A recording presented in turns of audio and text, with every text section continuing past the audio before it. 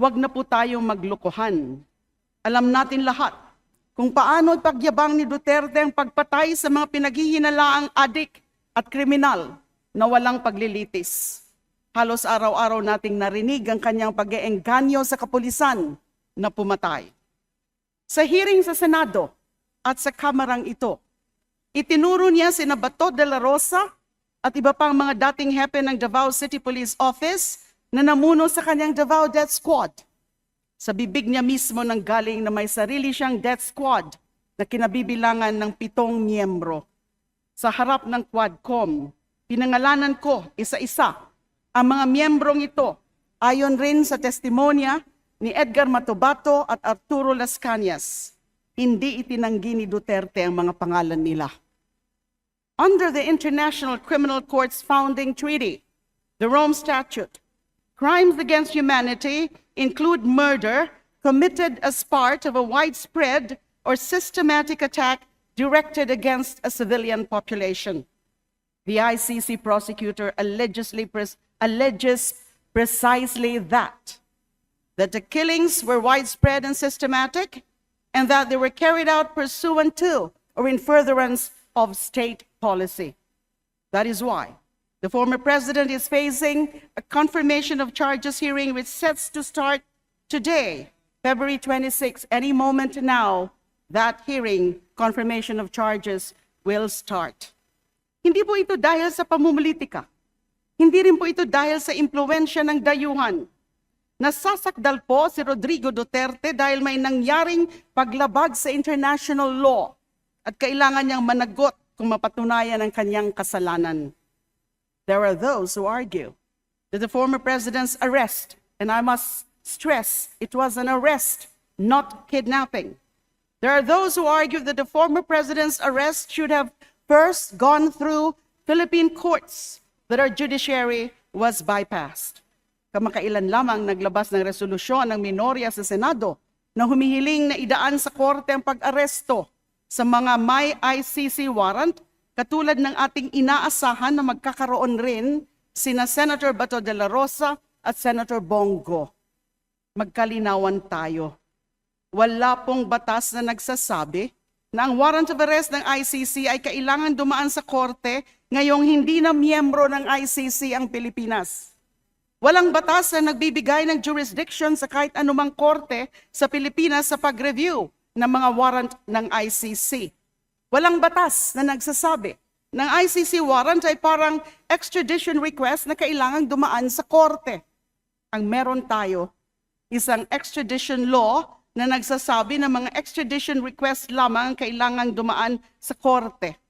Ang meron tayo, Republic Act number 9851 or the Philippine Law on Crimes Against International Humanitarian Law, Genocide and Other Crimes Against Humanity, na nagsasabi na kapag may warrant of arrest na inisyo ang isang international court, katulad ng ICC, pwede nang isuko kaagad ang pamahalaan ang nakapangalan sa warrant ng ICC. Sa madaling salita po, ang ginawang pakikipagtulungan ng pamahalaan sa ICC na pinadaan sa Interpol ay pagsunod lamang sa batas. At hindi pwedeng palitan ng minorya ng Senado ang ating mga batas na dumaan sa Kamara, buong Senado at sa Pangulo sa pamamagitan ng isang resolusyon lamang. Withdrawal from the Rome Statute did not erase obligations incurred while membership was in effect. Jurisdiction, once properly established, does not vanish at a stroke of a pen. To require an additional layer of domestic judicial review before honoring an ICC warrant, absent any constitutional prohibition, would effectively allow states to shield suspects through procedural delay. The rule of law does not mean multiplying obstacles to accountability. It means respecting binding legal processes, whether domestic or international. May mga nagtatanong, bakit di na lang dito litisin si Rodrigo Duterte? Bakit kailangan sa ICC pa maganap ang paglilitis? Meron po kasing tinatawag na prinsipyo or principle of complementarity. Ibig sabihin, kapag hindi ginagawa ng isang bansa o hindi kaya ng isang bansa na magsagawa ng tapat at makatotohanang investigasyon at paghahatol saka papasok ang ICC. Ngayon, magdiretsahan po tayo. Noong panahon ng drug war, may nakita ba tayong kapanipaniwalang investigasyon sa mga matataas na opisyal? Nasampahan ba ng kaso ang mga naglatag ng polisiya? Masigasig ba ang mga institusyon sa pagpapanagot sa mga umabuso sa kapangyarihan? Malinaw po ang sagot sa mga tanong na yan. The few domestic cases that moved forward focused narrowly on specific incidents involving only or often involving low-level officers. There was no comprehensive investigation into command responsibility, no sustained effort to examine whether there was a deliberate, coordinated campaign. When domestic institutions fail to function as guarantors of accountability, whether through fear, political pressure, or structural weakness, the international community has established mechanisms precisely to prevent impunity. The ICC is not an affront to sovereignty.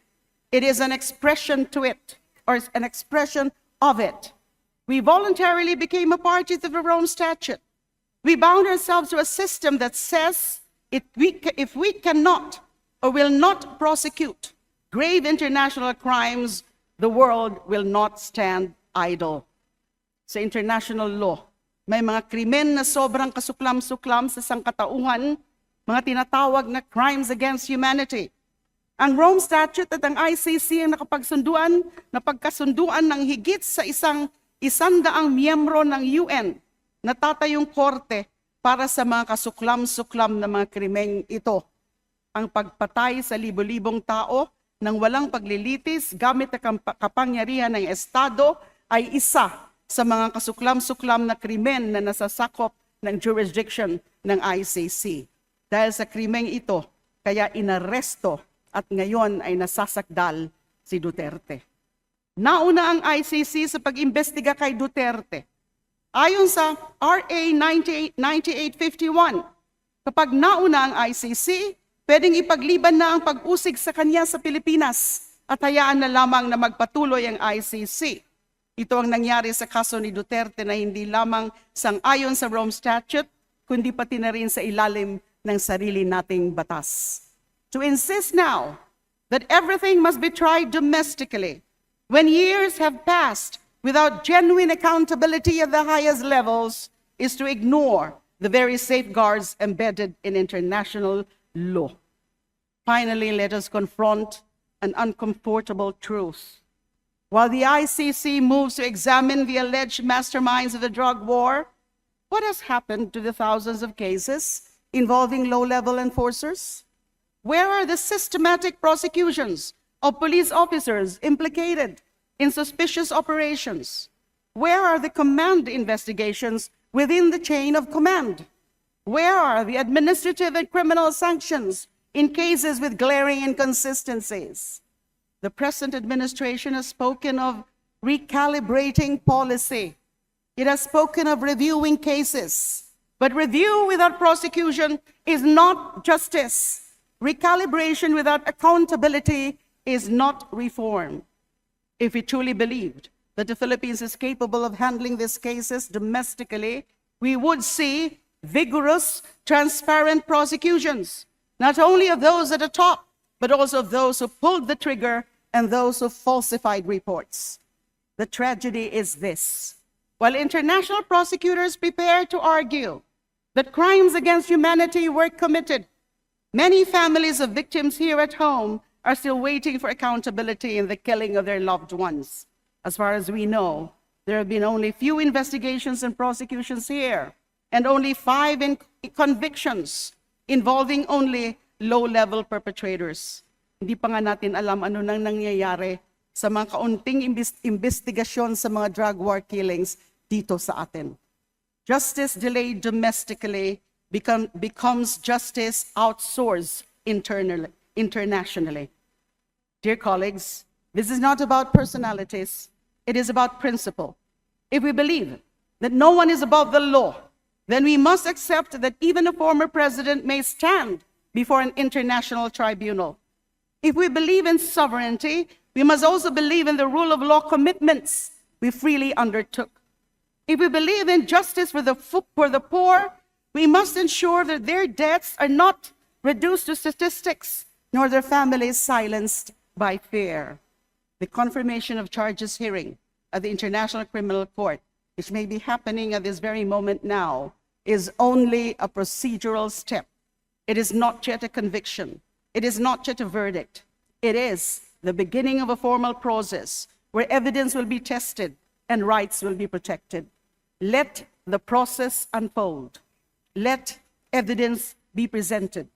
Let the truth, wherever it leads, to be established in the ICC as an international court of law.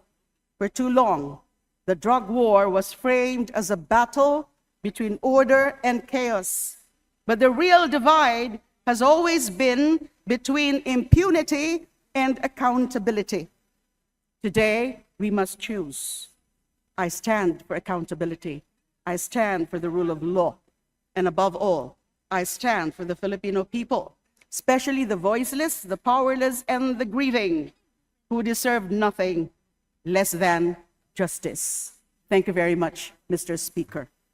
Mr. Speaker, so to clarify, ano po ang pagtingin ng distinguished colleague natin sa pag-rejoin natin sa Rome Statute? I'm all for it. This representation, I'm all for it. I've been calling for the Philippine government, the current administration, to consider rejoining the ICC because it's the only international mechanism of accountability that can be relied upon or depended upon.